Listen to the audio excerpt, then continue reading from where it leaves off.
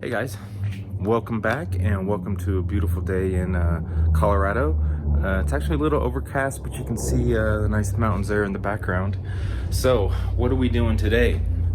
Just like you see in the title, we are going to be looking at that diagnostic code P0128. If you've seen my 1,000 mile maintenance video, or if you haven't seen it, totally add this one to the list. So we're going to be replacing the thermostat today. The actual error code, when you look it up, says that the coolant temperature is running below normal operating temperature, and that's basically because your thermostat is stuck open.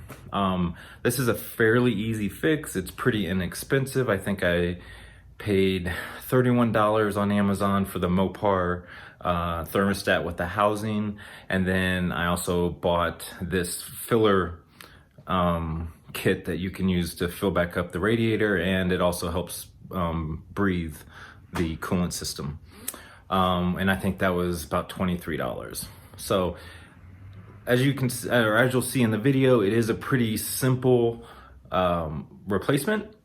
I had a little bit of trouble with getting the clamp off. So that to me was very frustrating, but overall it's like a very simple fix. That's why I would add it to my 1,000 mile maintenance video or list of things to do. The other thing that, a little bit of a sidetrack, but kind of related, is if you have a high mileage Jeep, like mine, I've got about 108,000 miles on it now. But if you're nearing that 100,000 mile mark, what I would add is the water pump. Keep it on spare. If the water pump goes out, you are, pun intended, dead in the water. Your car's just going to overheat and you're not going to be able to do anything.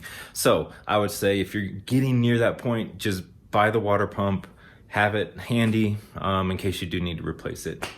All right, well, with that said, I think let's get going, and we'll kind of start off by looking or finding where this thermostat is located. Okay, so step one is locating where the thermostat is. If we're looking at the engine, it's going to be on the driver's side kind of aspect of the engine. As we zoom in a little bit right there, and that's going to be the housing right there. Okay, so to gain access, I'm going to be removing the air intake hose, probably the throttle body, just so I get good access to it. And then, yeah, so let me do that, and then we'll get in there. All right, so now we've got a really good look at the thermostat housing. So we'll be taking that off here in just a second. Okay, so a couple of things I didn't mention is, one, this is a 10 millimeter bolt, and then there's another one just underneath, right underneath here. Can't really see from the angle that I have, but trust me, it's there. The other thing is, have a catch can underneath, because when we remove the hose right here, and then when we remove this, we're gonna get some leakage. I'm also gonna put like a little, what do you call those? Measuring cup thingies underneath here to kind of catch it, to try and catch most of it, but we will still probably have some leakage. Okay, hold tight.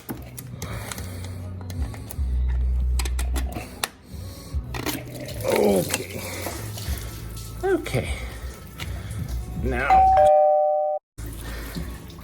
I can't get the pliers off.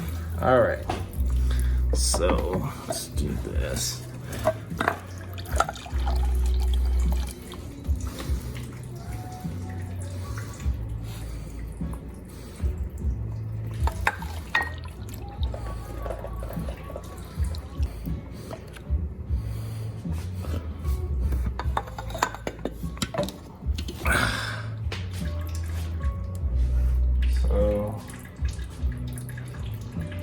Like about 1 cup, and it's still dripping. I can hear it. Yay!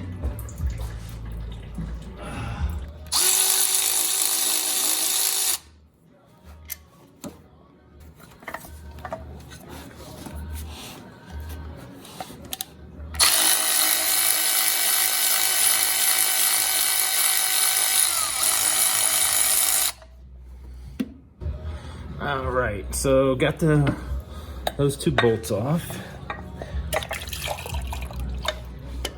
Woo. Oh boy.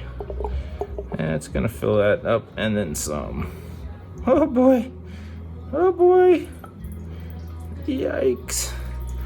All right, well, that easily filled up this 2-cup.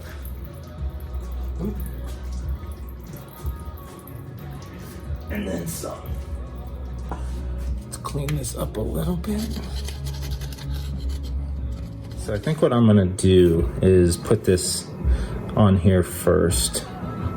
That seems to be the easier thing to do.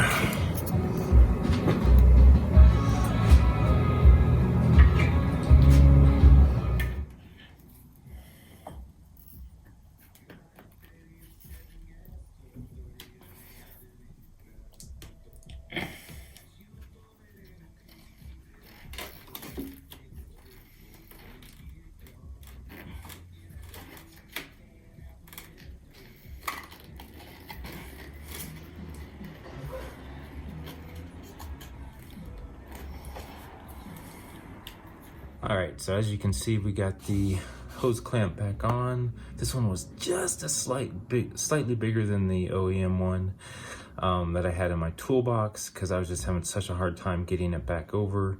And then I actually doubled it up with one of these. Probably overkill, but that's just how I do it.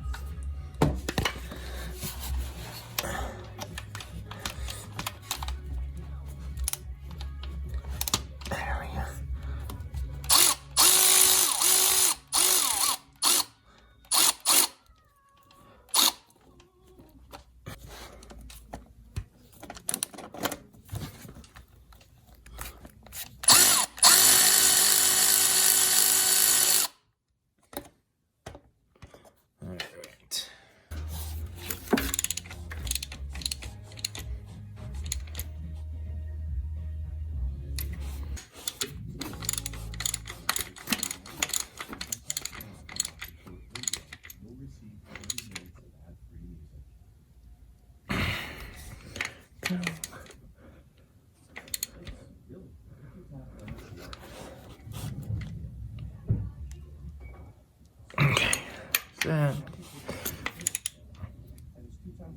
Good. All right, so we got that back on, tightened down, got the clamps on. Now I'm just going to put the throttle body back on and then the air intake back on. So once you have this adapter connected to the radiator, I'm gonna put in some fluid.